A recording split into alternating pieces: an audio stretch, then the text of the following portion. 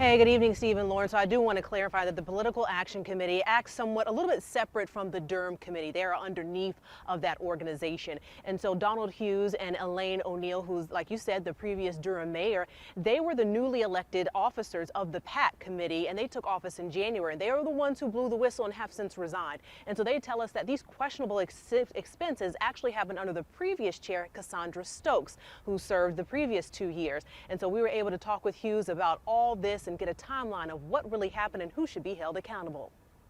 This organization really means a lot to me because I've grown up in it. Donald Hughes is Durham born and bred, and with a heart to serve his community, Hughes says when he and Elaine O'Neill were elected as the 2025 chairs of the Political Action Committee, they were alarmed. And then as I began to look deeper into the bank statements, there were really some concerning expenditures and a pattern of expenditures that were personal in nature, ranging from expenditures at the beauty supply store to numerous PayPals, tens of thousands of dollars to individuals that appear to be connected to the former chair. Hughes showed us these bank statements listing out various check payments, personal purchases, and even moments when the bank account was overdrawn. Hughes says the reports submitted to the State Board of Elections do not reflect all the expenses that are listed on the bank statements. And I will say as recently as October of last year, there was a $75,000 contribution from the North Carolina Democratic Party to the Durham Committee PAC.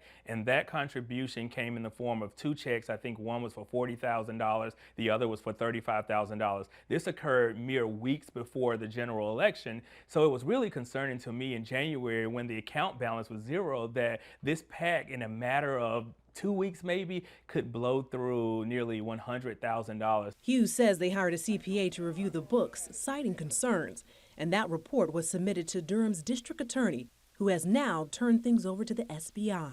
I believe in the rule of law. I believe that no one, no matter what your political party is, what your affiliations, who you're connected with that might be in power, how much money you have, is really above accountability. As an organization, we have to lead by example.